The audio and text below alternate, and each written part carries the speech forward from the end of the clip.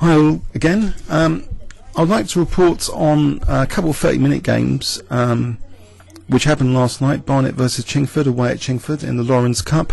So it's a 30 minutes inter-club tournament run by the North Circular League. In the first game I was getting absolutely destroyed by my opponent, J.Jiang. And in the second game I had my revenge though. I actually only have part of the game score for the first game, so it's just as well. I could try and show you if you really want, but it's only the first few moves. But here's the second game anyway, which I'll show first, because I'm completely biased. But I played Knight F3, seemingly I just wanted the small advantage out of the opening. So my opponent's about 160 at the moment. He was on long games 170 last year.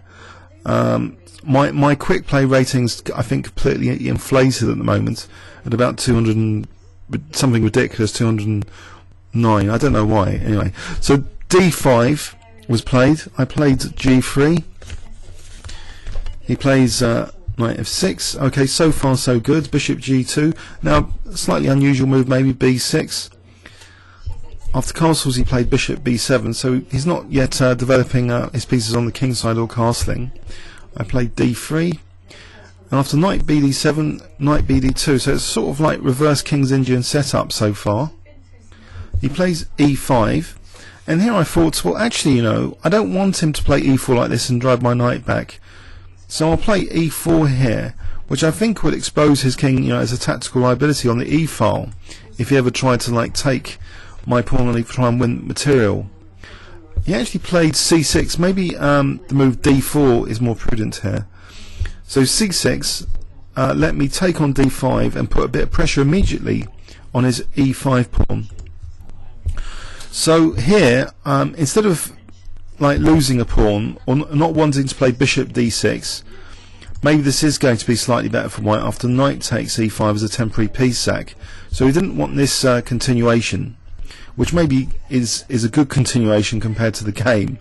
He actually played E4, which unfortunately it's unleashing the coiled spring of all the pressure now being on E4 after this. After I just take a Knight G5, white's winning that pawn for sure, and there's a nasty pin on this diagonal.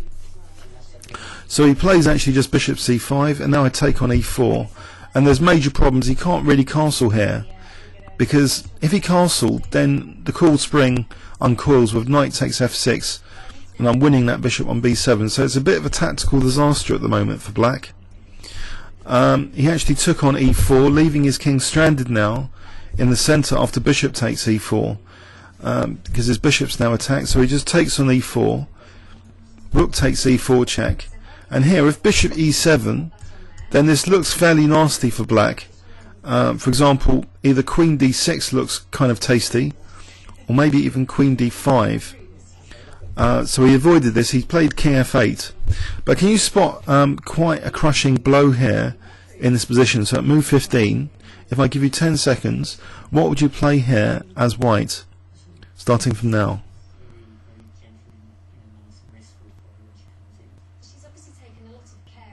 Okay, I hope you found it. Queen D5. So the queen can't go off the first rank without losing the rook. F7, there's a crude threat of queen takes F7 mate. So he gives up a piece actually with Knight E5 here. Maybe that's technically his best move, but a piece is a piece. Queen takes E5. Now F6 is not really on the cards because of Knight E6 check. So he throws in a check, and then he plays Queen takes C2. So threatening Queen takes F2, and it's quite an optimistic continuation anyway, because you know even in that line King H3. So there's various moves here. I didn't play the most accurate apparently. I played what's seemingly a sensible move, but I think the most accurate move here is actually just Rook F4, combining defense with attack. I played actually Bishop E3, which I know also combines a bit of defense with attack, but apparently Rook F4 is more accurate. After H6, guess what I played here? If I give you 10 seconds, starting from now. Okay, Queen D5 again is a useful trick. So A8 and F7, and he resigned here. If HG, then not only is losing the rook, he's getting mated as well. So it was a bit of a cold spring disaster from a seemingly very quiet opening, just knight f3. So this is the Reti system, by the way. So maybe Richard Reti had a point that you don't have to occupy the centre. Did I occupy the centre with any pawns? No. Did the opponent? Yes.